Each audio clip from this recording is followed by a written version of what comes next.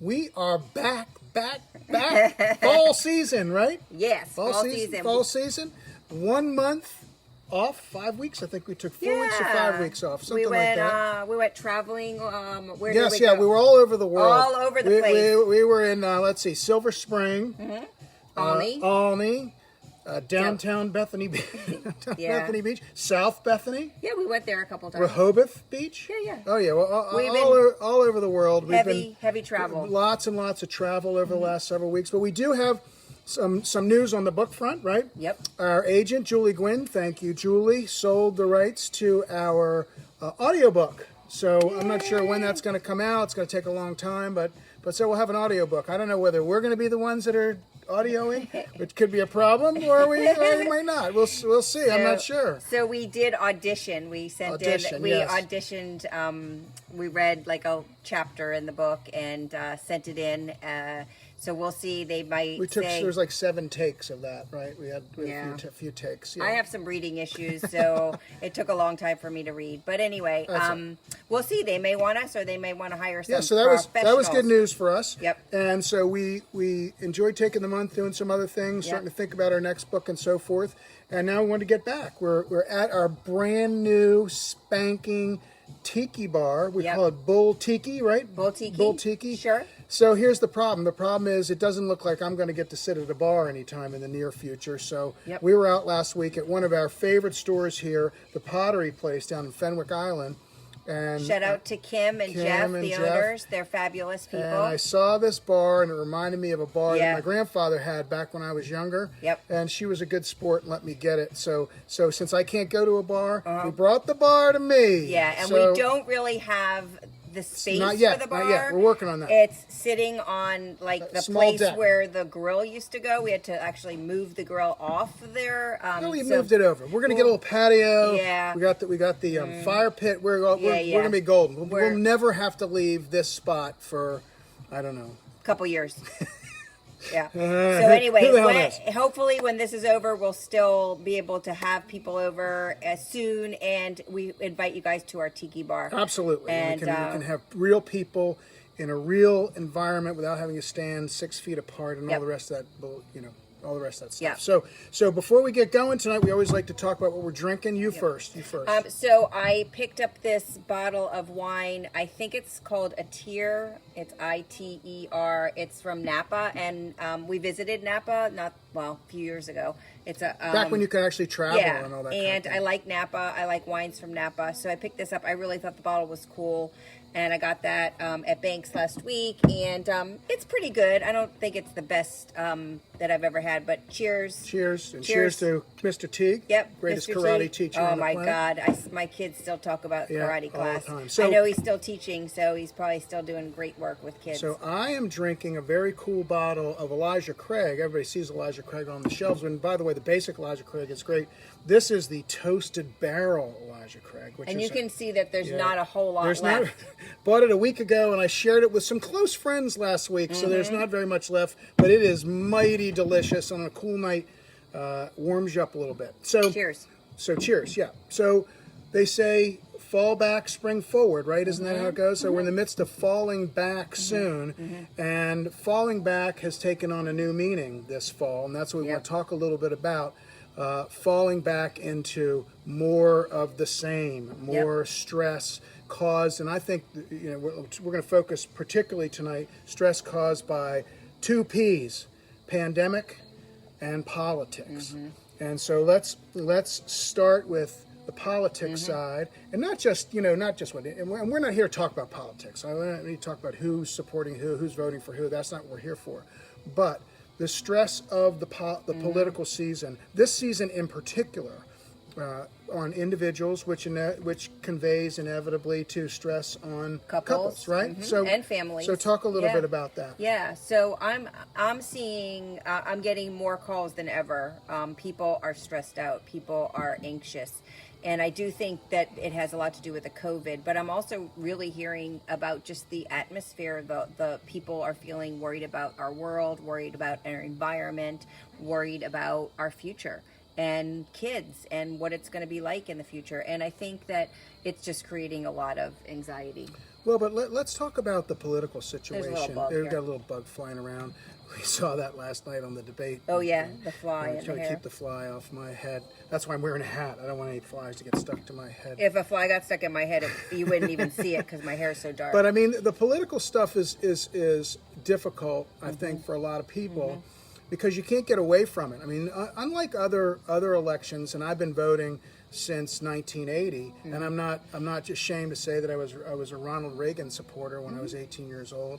I've been voting since 1980, and I didn't remember ever feeling. I guess the last election was the same to a certain degree, but ever feeling that you couldn't get away from it. That there was just, people are talking about it. You can't look at social media. You can't turn on a TV. And people are angry. A lot of angriness. So it's not just one-sided. This isn't like if you're Republican or Democrat. This is like people are more than passionate. People are angry, and it's gotten to be ugly. Well, it's a lot of what I'm seeing, and I don't know if this converts to when you see people, but it's a lot of black and white thinking, right?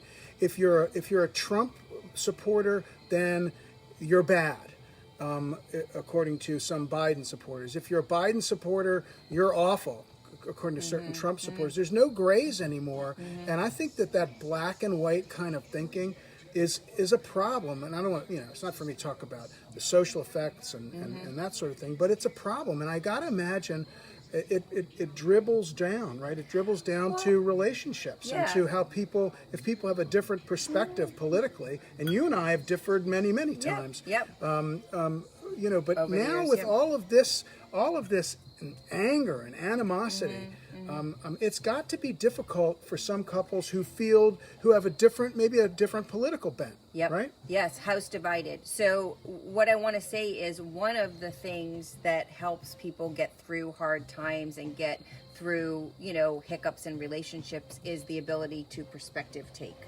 So for me, what do you mean by what? So for me to understand where you are, so sort of like being in your shoes. Yeah. Okay. So if I can do that, then I can have empathy for you, even if I don't like what you're doing. Okay. Okay. So if you came in the house and you sat down and started reading the newspaper and you didn't say hello to me, I could take that personally and I could say, wow, what a jerk. He, didn't even say hello and how was my day or whatever. He just kind of ignored. Never do that. No, you wouldn't do that. But if I thought that, then it would be more of a problem. But if I thought, oh, wow, he must have had a really hard day. He must be so overwhelmed and so tired that he can't even think about anybody else and he needs a minute for himself. So what I'm saying to you is that a lot of what's happening politically is people not be able to see the other person's perspective on things.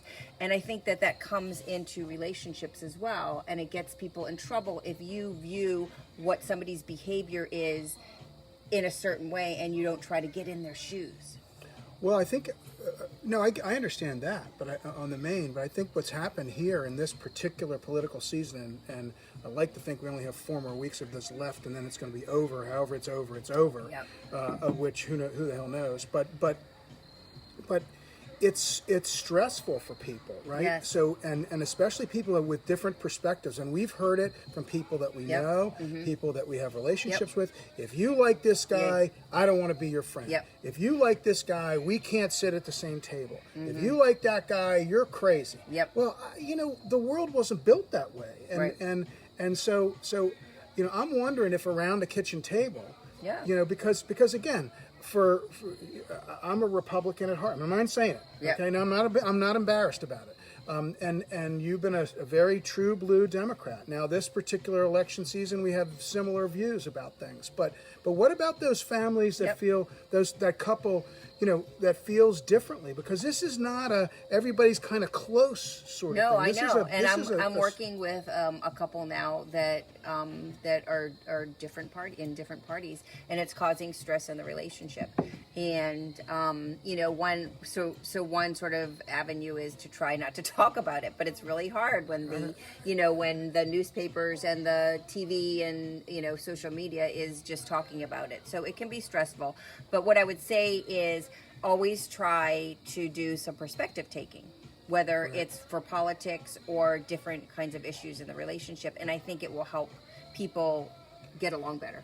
Okay, so the idea is to sort of take a step back and try to, if you can, despite your own, even if you have strong feelings, even if you're strong, to try to say what could this slip it person be around. thinking, and what could it be like for this person, in some way. Like put yourself in their shoes. Okay. Maybe there's some stuff you could take from that. Okay.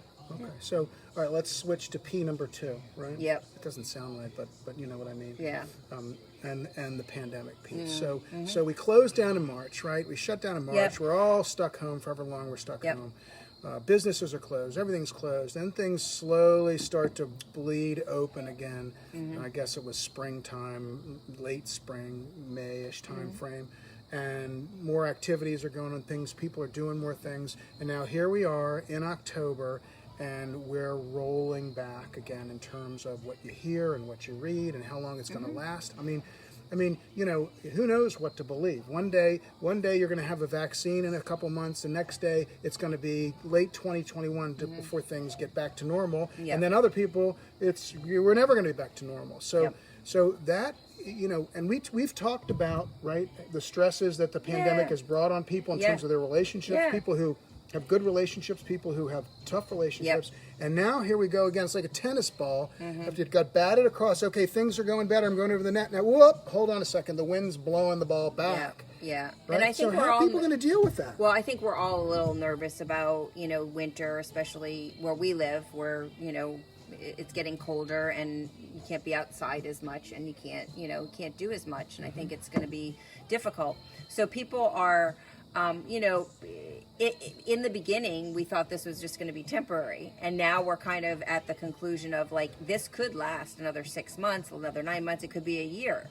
So it's getting to the point where, people's hope and people's spirits that usually are very positive, it's starting to really dig in. So what do you, so here you've got that couple in your office, right, who were able to say, okay, there's light. It's summertime. We're getting out a little bit. We can go someplace. And it, again, depends where you live in the country and so forth as to what different things happen and so forth.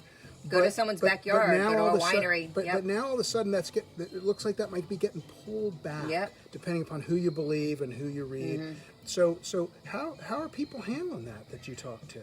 Not really well. I mean, honestly, like people are having more sleep issues. People are having more food, alcohol, all kinds of issues because, we don't know about alcohol. I'll drink to that. But anyway. But anyway, people are having more and more problems with anxiety and, some people I call it the comfort of COVID. There's some people that are actually doing really well. And they're people that generally are homebodies that don't like to be around people, like introverts. Okay. So there's some people that are very happy about this. But that doesn't mean that there's not negative effects. I have a client that, said this is like the best thing that ever happened. She doesn't have to go into the office, whatever. So, but there is some piece of her that is missing seeing people, even though she's an introvert. So there are some pieces that are always going to be difficult. So anyway, it's just really hard for people. I mean, so take the couple real quick, and then we'll tie things up. So take the couple who gets along pretty well, right? They're used to working nearby. They're in close quarters, but they're getting a little bit antsy. And now all of a sudden things are starting to scratch again, right? Because we thought things were going to change, but now they're not. And some of the coping mechanisms that people have left. Getting out of the house, seeing other people. Maybe they played sports, or maybe they were in a league, or maybe they did some crafting outside the house, or fishing, or they can probably still fish. But some of the things that we have as coping mechanisms for dealing with, getting away. Like I was at Home Goods the other day. Right, great, good old time. And it was kind of crowded in Home Goods, and there was a line. And I get up to the register, and this woman, she's adorable. She's worked there for a while. And she goes, "It's been very busy." And I said, "Oh, wow." I said, "People must really need things." She goes, "I don't think so. I think people just want to get away from their husbands." And I was like laughing, but I was like, you know what? Maybe a little it's bit. probably true. Like Right. these people needed to get out of the house, and why not go to Home Goods? It's a good, way to get out of the Not house. how I would go, but I understand that Right. some people Yeah. would go. So it was funny. But Okay, anyway. so let's talk about you brought this Yes. box with I have you. a So box. tell me about your box. I mean, the worry box. Yes, so I have a worry box, and this is actually a technique that I've used with a ton of people. I've done it with little kids, and I do it with adults all the time, and people love it, and it really works. So this is a worry box. It's actually just a little Altoid box. I ordered, a bunch of them online, and I do these labels, and the label says, "Worry box. Let my worries help me make a plan for dealing with uncomfortable situations. After I write down my plan, let my worries stay safely in the box." Okay? So Did you come up with that on your own? I did. You ought to be a writer. Yeah, I am. So I have this cute little pencil in here, and I have had like little sticky notes, the cute little kind in there, and I've made these for clients to take home. But I don't know where the little papers are. So I want to give you an example. First of all, we need to worry. Worry and anxiety actually serves a purpose. What purpose does worry and anxiety serve? I mean, when you could It be helps you not get worrying. ready for things. Okay. So if you have a test or a presentation that you have to give and you are not worried, then you wouldn't do the work to get ready for it. So you have to be worried or be anxious about something in order to do the work? Yeah. Really? Yeah. So we don't want to completely wipe out worry. Like Okay. the goal is that we need a bit of anxiety in our lives to protect ourselves and to get ready and to make plans. Okay. So understanding that we need a little bit, and we're not trying to get rid of it completely. So we want some of it. The problem is that when the worry or anxiety goes on and on and on past the point of you using it to get ready. I mean, okay, so the worry or anxiety overtakes you, sort of stops you in your tracks, kind of a thing. Stops you in the tracks, or just keeps on going on and on and on. So people will say to me, like, I have a loop of thinking, and I just keep on thinking about this, and then I just stayed up all night, I couldn't sleep, those kinds of things. So it's not that we're trying to get rid of the concept of worry, because it serves a purpose. Anxiety and worry serve a purpose. It gets you ready for something. So you're trying to do what? Get people to accept that? Accept and that to you need turn it into some, a positive somehow? Yes, but more than that. So Okay. we're accepting the fact that we want to have some anxiety. If I'm walking down the street in not the best neighborhood and I'm not worried, I am not prepared. So if I'm worried about it, then I'm going to be like, maybe have my phone out, maybe have the keys, my keys in my hand, maybe be looking around to make sure that I'm, not being followed, right? Okay. So worry in that situation is important. We need it. Okay. So if I just kind of walk down the street and don't care, then I'm Is at that risk. worry or being attentive? I mean, you're saying it's sort of the same thing. Sort of the same thing. Okay, so let me keep on going. Let's not micromanage my talk here. Go ahead. So what I do with clients is I have them write down their worries. So I'm going to just use the example of I had a client years ago that would have bad headaches, and the bad headaches would turn to, I have a brain tumor. Okay. So it went on and on and on and on. Like, she feels a headache coming on, and then she has a brain tumor. Okay. So that's a big leap, but that's her anxiety taking over, That's right? a big leap, yeah. Okay. So if you're worried that you have a brain tumor, you write down worried about a brain tumor. Okay. Then I have people write down what they can do about it. Okay. So take an Advil or Tylenol. Okay. See if it goes away. Drink water or Gatorade. You might be dehydrated. Have some caffeine. Sometimes caffeine can help headaches, right? If it doesn't go away, you call the doctor. In this case, you would do like a telehealth visit because you probably can't go running into the doctor. And then you could talk to your doctor about a CAT scan if you really think there's something going on.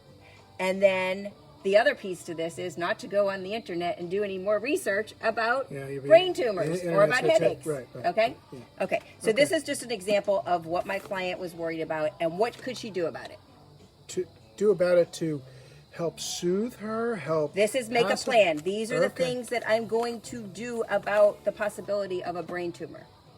Okay? These are the things that she's going to do. Okay. Okay? Write it down. In order to deal with whatever it is you're worried about or you have the anxiety. Yep. Okay. Fold it up. And put it in your box. Put it in the box and put it on a shelf or put it in a drawer, but you're putting it away.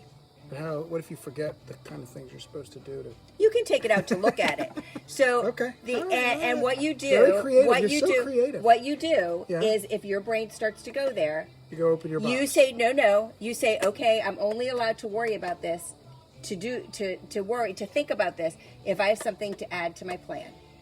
Okay. Okay. Okay. So let's just say a friend of yours said, you know what? I just took this like great powder supplement and helped me with my migraines and helped me with my headaches. Mm-hmm. You can get your box out and you can write it down. Okay? But you're not allowing your brain just to go into that overdrive of anxious, loopy kind of thinking. Okay. Because it's not helpful. Okay. It's only helpful if you have something to add to it. Okay. Very interesting. Okay. Now let me just tell you something. I would say that 95% of my clients or people that I've introduced this technique to love it. Really? It's simple. And they love it. So anyway, that's my worry box. If you want Altoids box with a a little sticker Altoid outside. box, you can use a shoe box. You can use any kind of box. Okay. But it's a really good technique. And if you guys have any questions about it or need to know more about it, I'd be glad to share. I love sharing techniques like that. All right. Good deals. Well, send us a note if you wanted to share. Yep. Send us a note about what you want us to talk about next. Thank My you. sister likes your hat. Thank you, Susan Zoe. Schindler. It's a Gorin Brothers cap from the Boulder, Colorado store Boulder? that we weren't able to get to see our daughter graduate this past spring, which probably saved me $100. Yeah, you would have gotten another hat. There is that. So listen, we're going to tie up tonight, and thank you guys for coming on. We really, really do appreciate you sticking with us, hanging in there, taking a look at our book, reviewing our book. It is on sale this weekend, 99 cents. Where no one's quitting their day jobs. 99 cents ebooks between now and Sunday. Oh, no. I just got a message from my daughter that the speed ticket was mine. Okay, you got a speed ticket. I got a speed cam ticket. All right. Well, you got to get a lighter foot. But so 99 cents. The paperback is also on sale. I think it's 15 or 20% off on all the e-platforms. Grab your copy if you haven't seen it. Do us a favor. Let us know what you think about it, good, bad, or otherwise. If you have any ideas for what you want us to talk about in the weeks coming, we're going to be back every Thursday night, 7 o'clock, Facebook Live. Maybe from the Tiki Bar. If it gets too cold, she'll be wrapped in a parka. Yeah. I don't know. Maybe we'll have a little patio, a fire going. We're rolling now for the next few weeks. So please hop on and take a look. Let us know what you think all the way around. Thanks again for watching. And here's to you. Take it easy over the next few weeks. Take care everybody. of yourself. Self-care, and put it in the box. Put it in the box. People are human beings. Let's try to be decent to each other.